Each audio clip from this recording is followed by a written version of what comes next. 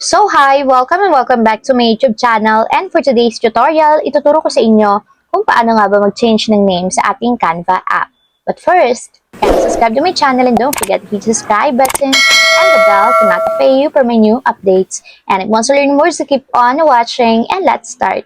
So ayan guys, for today's video, open lang natin ang ating Canva app.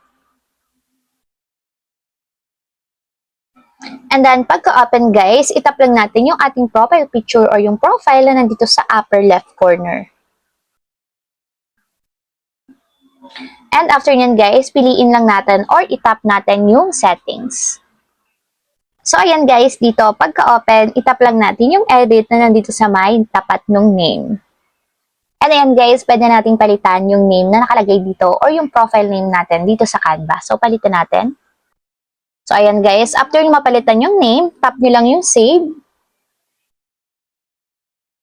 And automatic yan guys, masasave na yan and napalitan na yung ating profile name dito sa Canva. So, ayun lang guys, ganun lang kasimple kung paano nga ba magpalit ng name sa Canva app.